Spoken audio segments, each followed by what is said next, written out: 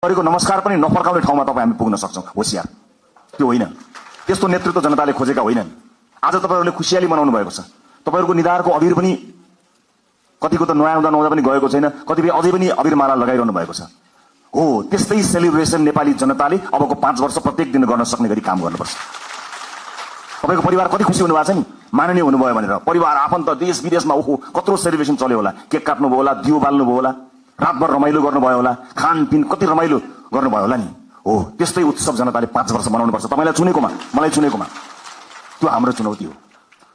यो 5 वर्षलाई सामान्य अन्य चुनावहरुमा चुनिएको जस्तो सोच्नु भयो भने त्यसले अप्ठ्यारो परिस्थिति सृजना गर्छ।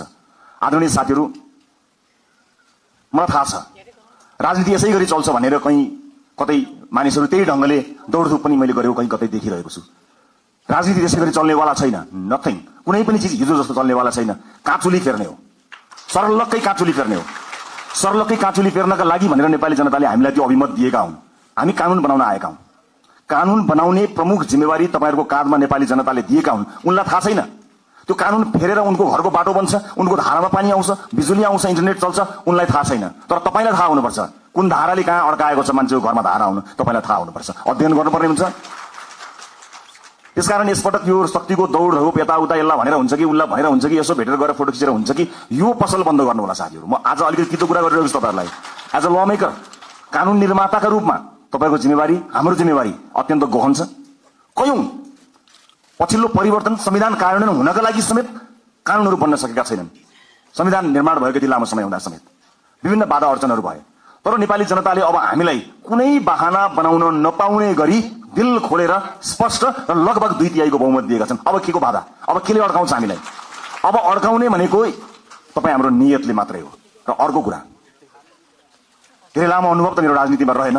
जति समय राजनीतिमा रहे सबैभरि विभिन्न किसिमका प्रहारहरूको सामना गर्नु पर्यो। यो पार्टी जन्मैदेखि यसमाथि प्रहार भयो। पार्टीको नाममा मुद्दा चल्यो। यो पार्टीलाई जन्मैदेखि कुल्चने कोसिस भयो, बचाउँदै लिएर आउन सक्यौं। यो पार्टीको चुनाव चिन्हमा मुद्दा चल्यो। यो पार्टीको चुनाव चिन्ह नै भत्काइदिने गरी प्रहारहरू भए। स्थापित राजनीतिक दलहरूबाट, विभिन्न स्वार्थ समूहबाट, विभिन्न शक्ति समूहबाट जोगाएर ल्यायौं हामीले। हामीले घण्टी बचायौं, किनकि नेपाली जनताको लागि घण्टी बचाउनु पर्थ्यो, घण्टी बजाउनु पर्थ्यो। सजिलो थिएन। यो देशका सम्पूर्ण शक्तिहरू एक ठाउँमा उभिँदा पनि हामीले खुट्टा कमाएनौं, हामी डराएनौं, हामी हल्लिएनौं, किनकि हामीलाई नागरिकको चेतनामाथि विश्वास थियो। एकपटक चुनाव त आओस् न अनि हामी देखाइदिन्छौं भनेर हामीले 84 कोरेका थियौं। नागरिकले सबै हेरेका हुन्छन्, हरेक गतिविधि जनताले हेरेका हुन्छन्। जनताको चेतनालाई कसैले चुनौती दिन्छन्, जनता नै खराब भयो कि भनेर चुनौती दिन्छन्। होइन, यदि त्यस्तो हुन्थ्यो भने अघिल्लो चुनावमा हामीलाई 20-21 सिट हैन एकैपटक 2/3 दिन सक्थे जनताले। तर अघिल्लो चुनावमा जनताले के भने यी नयाँहरूलाई एकपटक हेरौं ताकि यिनीहरू नमातिउन्, त्यति मात्र सिट दिउँ र पुरानाहरूलाई सचिने अवसर दिने गरी यिनीहरूलाई पनि निमेटाउन नपारौं भनेर नागरिकले विवेकपूर्ण ढंगले मतदान गरे। तर नागरिकको त्यो विवेकलाई 2/3 पाएको सरकारले चुनौती दियो। शक्ति प्राप्त गरिसकेपछि आँखामा जुन पट्टी आउँछ, अब त्यो पट्टी हामीले खोल्न सक्नुपर्छ। नत्र पुराना राजनीतिक दललाई नेपाली जनताले 34, 35, 36 वर्षमा कुरे, तपाई हामीलाई 36 महिना 36 दिन पनि कुर्नेवाला छैनन्। यो कुरा निर्धक्क हुनु होला, किनकि जनता अब्बल चेतनामा आएको छ। अब कानून निर्माताका रूपमा अब तपाईहरुको दौड स्वार्थ समूहहरुको घर घरमा होइन।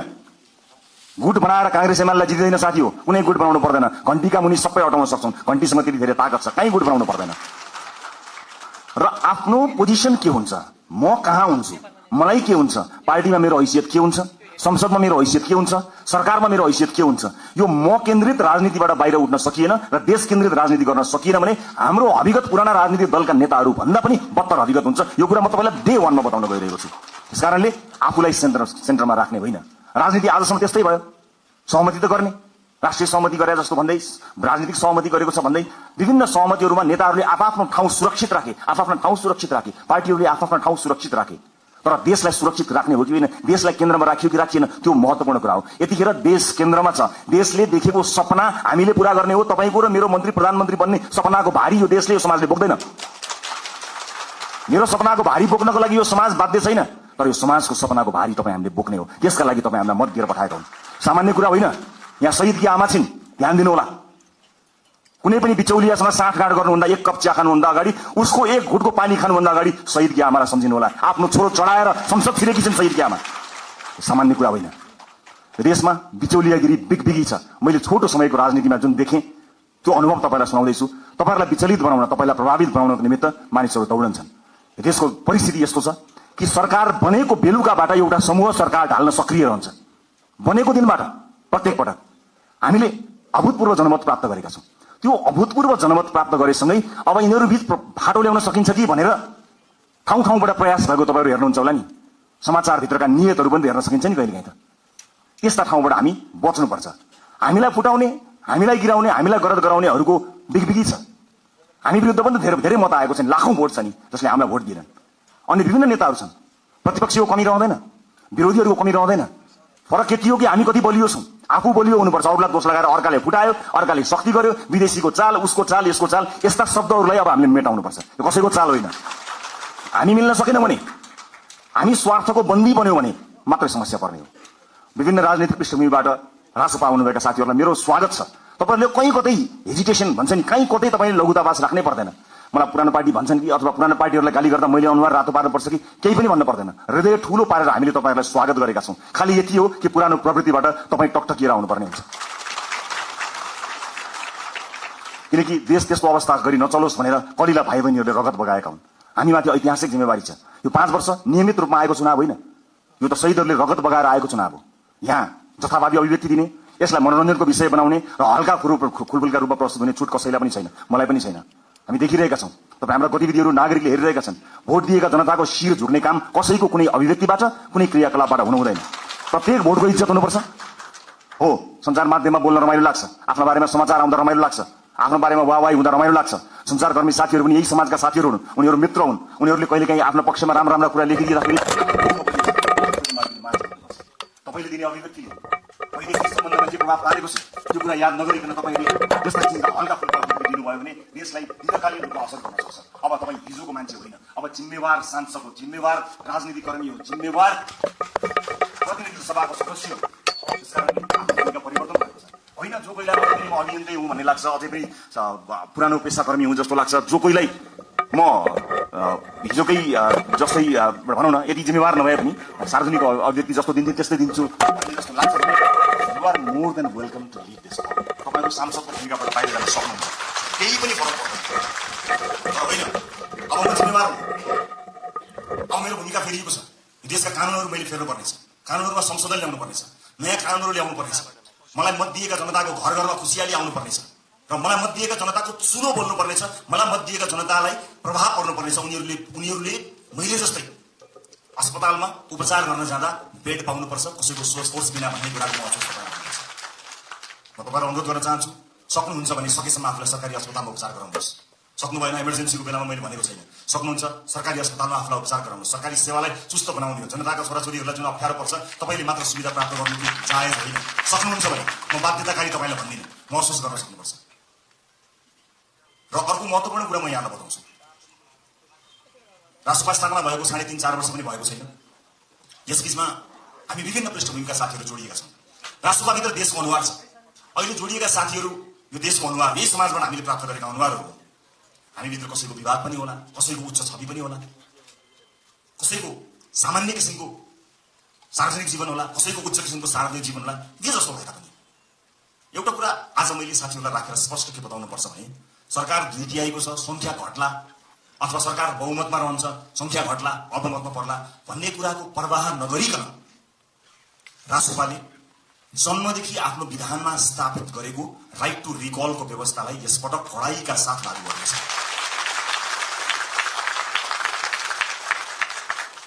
एउटा स्वतन्त्रता हुन्छ, एउटा अनुशासन हुन्छ, एउटा फ्रिडम र एउटा डिसिप्लिन। यसबीचको पातलो एउटा रेखा छ साथी, त्यो रेखालाई हामीले ध्यान दिनुपर्ने हुन्छ। तपाईको स्वतन्त्रता हनन गर्ने पार्टीको कुनै पनि उद्देश्य छैन। पार्टी सभापतिका रूपमा मेरो कुनै पनि आपत्ति छैन, तपाईँ स्वतन्त्रताको सदुपयोग गर्नुहोस्, तर अनुशासित भएर। अनुशासनका लागि पार्टीले आफूलाई स्थापित गराउँछ। पार्टीले अनुशासनका विषयमा तपाईहरुलाई कडाइका साथ पालना गराउनेछ। किनभने परिवार ठूलो भएको छ, अनुशासित हुन सकेनौं भने त्यसले अर्कै किसिमको एउटा अराजकता सृजना गर्छ।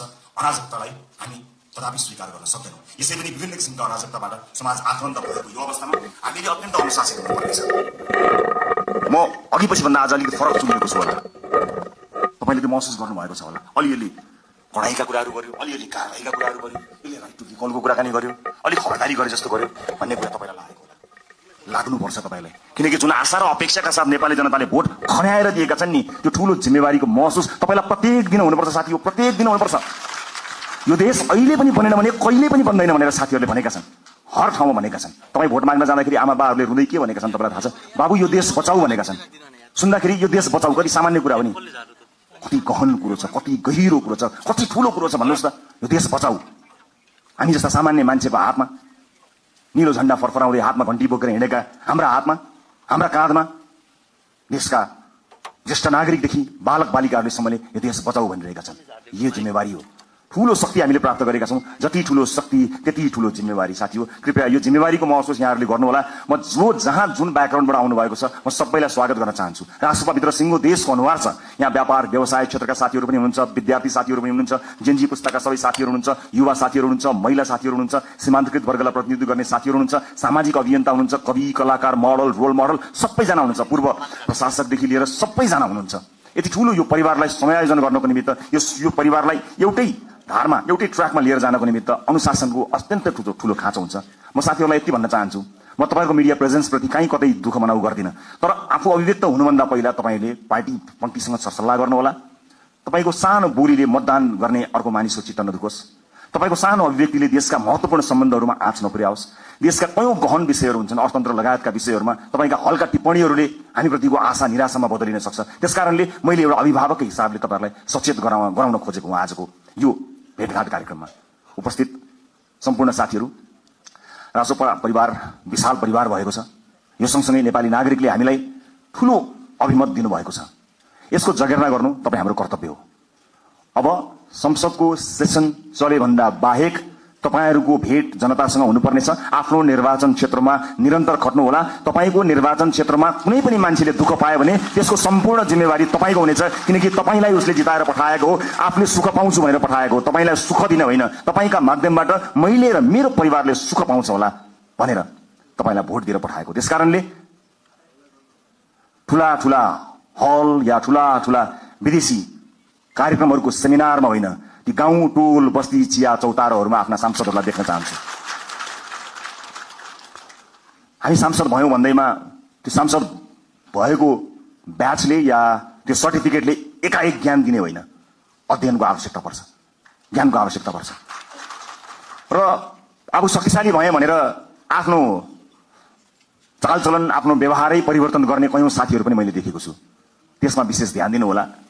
नागरिकसँग सबै नजिक रहनु होला। चुनाव त फेरि पनि आउँछ, त्यतिखेर हामीले भनेका छौं, यसपटक हामीले इतिहास रच्ने कोसिस गरेका छौं। हामीले नागरिकसँग करार गरेका छौं। नागरिक हामीलाई भोट हाल्न तयार थिए, तर पनि हामीले अतिरिक्त प्रतिबद्धता किन गर्यौं भने हामी कमिटेड छौं। यसपटक परिवर्तन गरेरै छान्ने हो, यसपटक काँचुली फेरेरै छान्ने हो भनेर हामीले नागरिकसँग करार गरेका छौं।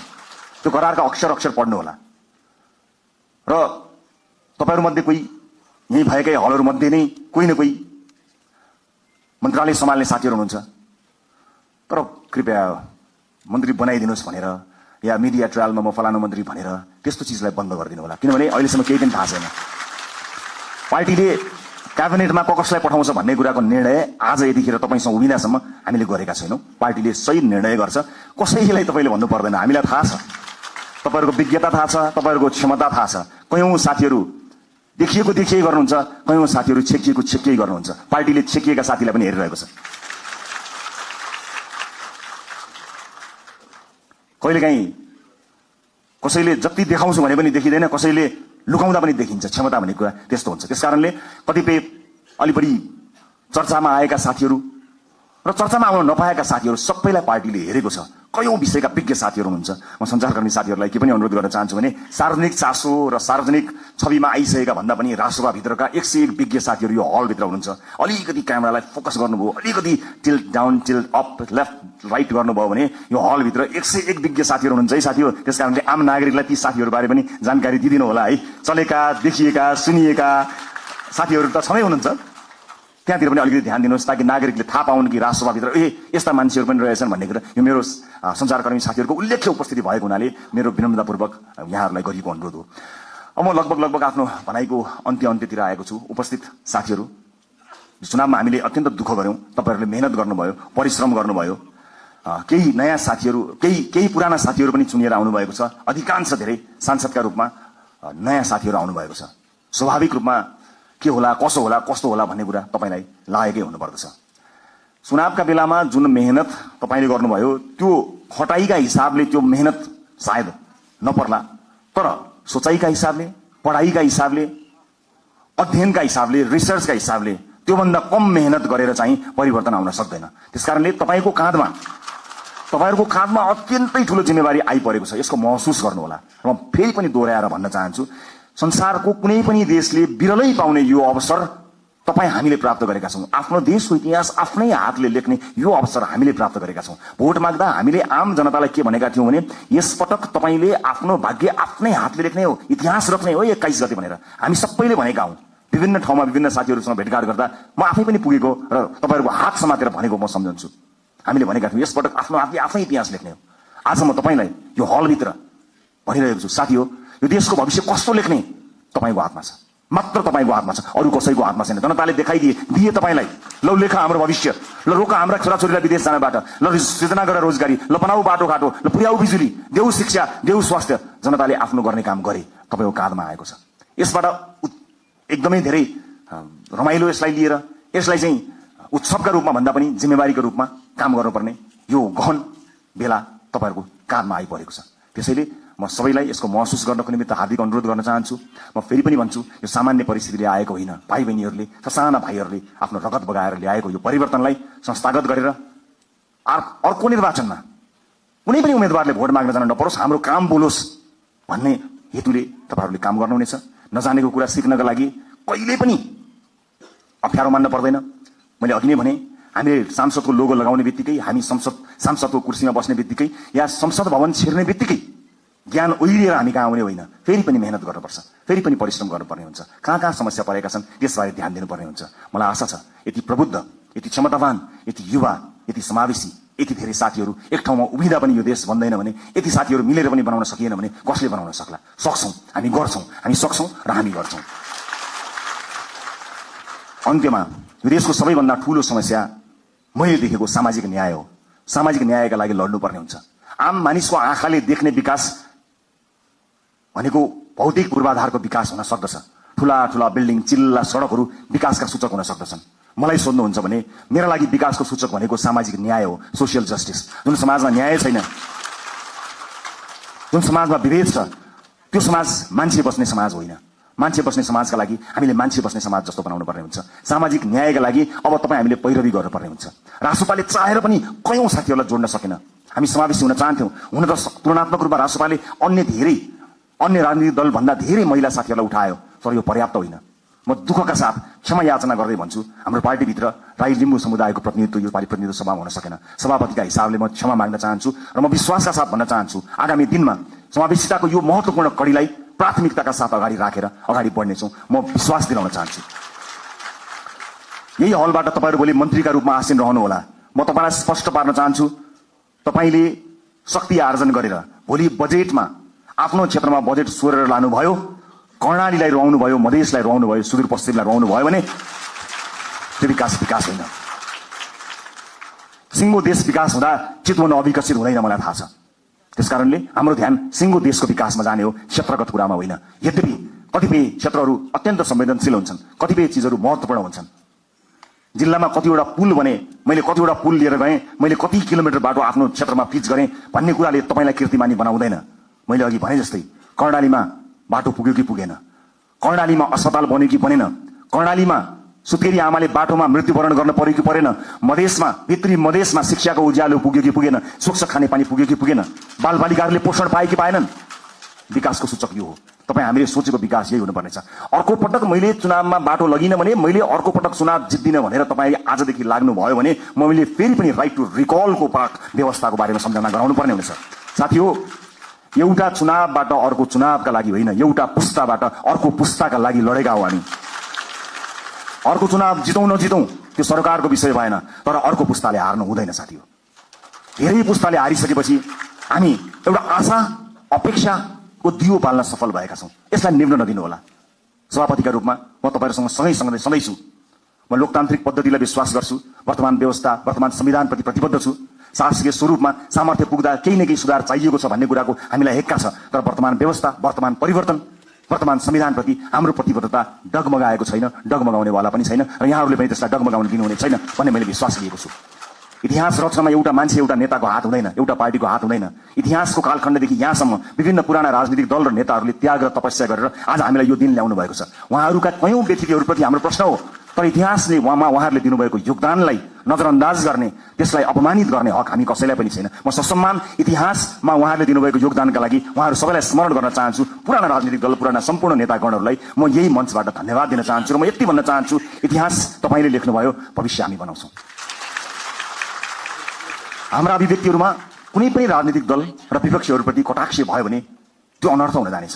आज विजयको उन्मादमा हाम्रा समर्थक साथीहरूले विजयी भएका कारण, अत्यधिक मत आएका कारण विपक्षीहरूप्रति विभिन्न माध्यमहरूमा, सञ्चार माध्यम लगायत सार्वजनिक माध्यमहरूमा जुन ढङ्गले अभिव्यक्ति दिइरहनु भएको कता कता देखिएको छ, त्यो कदापि स्वीकार्य छैन।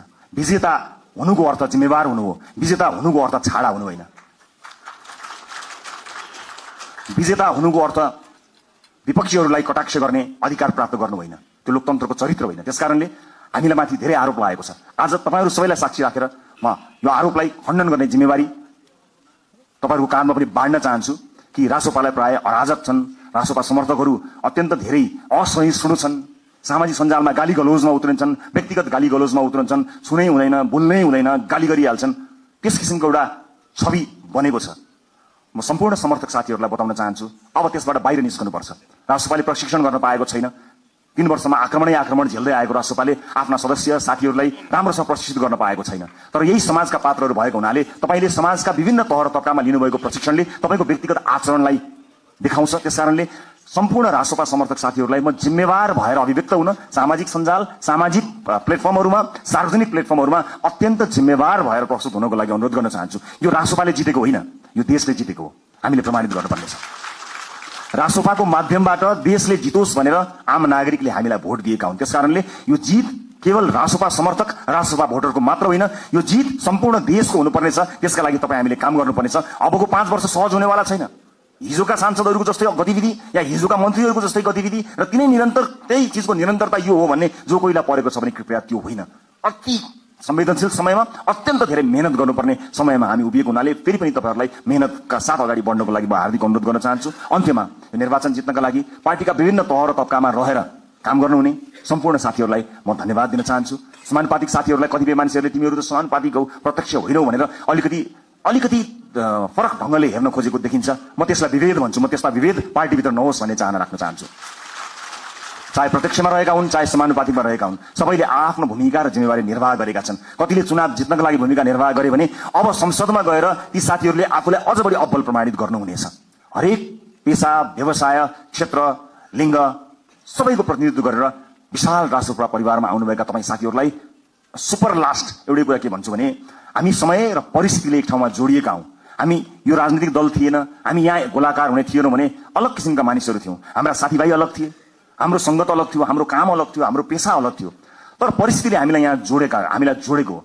जोडिसकेपछि एज अ टिम प्लेयर, एउटा सामूहिक खेलाडीका रूपमा तपाईँ हामीले काम गर्नुपर्नेछ।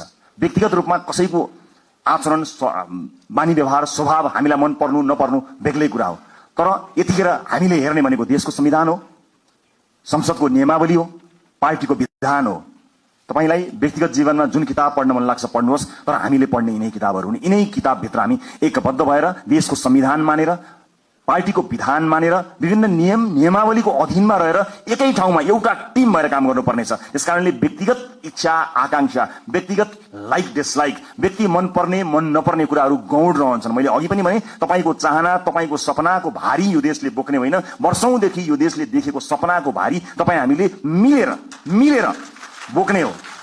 कयौं व्यक्तिगत जीवनमा मन नपरेका साथीहरू पनि कता कता घुम्दै फिर्दै यहीँ आएर ठोकिएका पनि हुन सक्दछौँ। यतिखेर हामीले आफ्नो विवेकको अत्यधिक प्रयोग गरेर मुलुक र जनताप्रति वफादार, इमान्दार र जिम्मेवार भएर काम गर्नुपर्नेछ। म यहाँहरूको सुखद राजनीतिक भविष्यको शुभकामना अभिव्यक्त गर्न चाहन्छु। फेरि पनि निर्वाचनलाई यति ठूलो परिणाममा ल्याउनका लागि काम गर्नुहुने पार्टीको अग्रपङ्क्तिमादेखि अन्तिम पंक्तिसँग काम गर्नुभएका सम्पूर्ण साथीहरूलाई धन्यवाद दिन चाहन्छु। मतदाता साथीहरूलाई धेरै धेरै धन्यवाद दिन चाहन्छु। यो देश म आउन चाहन्छु कहीँ कतै पनि विचलित नहुनु होला। तपाईहरुले निर्धक्कसँग काम गर्न सक्ने वातावरण हामी बनाउँछौं। विदेशमा लगानी ल्याउनको निमित्त विदेशमा रहेका नेपाली डायस्पोराका साथीहरुलाई म यही मञ्चबाट आह्वान गर्न चाहन्छु, आउनुहोस् मिलेर काम बनाऊ। देश निर्माणको यो महान अभियानमा तपाईहरुको साथ हामीलाई चाहिएको छ। सँगै मिलेर हामी स्थिति बसाल्ने संकल्प गर्न सक्छौं। अन्तर्राष्ट्रिय समुदायलाई पनि म यति भन्न चाहन्छु कि नेपाल लगानी गर्नका लागि सुरक्षित देश छ। तपाई र तपाईको लगानी यो देशमा सुरक्षित हुन्छ। निर्धक्क हुनु होला, कुनै किसिमको बाधा अडचन हुने छैन। तपाईलाई कुनै अमुक नेता वा पार्टीले संरक्षण गर्दैन, तपाईलाई देशको नीतिले, हाम्रो नीतिले संरक्षण गर्नेछ। नीतिगत रूपमा तपाई हामी संरक्षित हुनेछौं। देशको विश्वविद्यालयहरूले काँचुली फेर्नु पर्नेछ, उद्योग कल कारखाना चल्नु पर्ने हुनेछ, देशमा काम धन्दा निरन्तर चल्नु पर्नेछ, इम्प्लोइमेन्ट क्रिएट गर्नुपर्नेछ। यी व्यापक जिम्मेवारीहरू पूरा गर्नको निमित्त हामी सक्षम भएर काम गर्नेछौं। मुलुक नयाँ मान्छेहरूको हातमा गयो, कहीँ अप्ठ्यारोमा पर्छ कि लोकतन्त्रको खतरामा पर्छ कि कहीँ कतै अलिकति अधिनायक बाधा आउँछ कि जस्ता जुन शंका भ्रम या आशंकाहरू कहीँ कतै भएको छ, म सबै चासो राख्ने, सरोकार राख्ने सबैलाई बताउन चाहन्छु कि मुलुक राम्रो हातमा छ। We will handle it with care. हामी यसलाई एकदमै केयरफुल्ली यो जनताले दिएको मतलाई अत्यन्त प्रेमका साथ, अत्यन्त सौहार्दका साथ, करुणाका साथ र अत्यन्त चनाखो भएर हामी काम गर्नेछौं। सुशासनमा नयाँ मानक स्थापना हुनेछ र मुलुकलाई आर्थिक समृद्धिको बाटोमा हामी निरन्तर लिएर जानको निमित्त अहोरात्र काम गर्नेछौं। हस्, फेरि पनि यहाँहरूलाई यो उपस्थितिका लागि, यो विजयका लागि र यो प्रतिबद्धताका लागि धेरै धेरै धन्यवाद दिन चाहन्छु। तपाईँ हामी सबैको जय होस्। जय देश, जय घण्टी।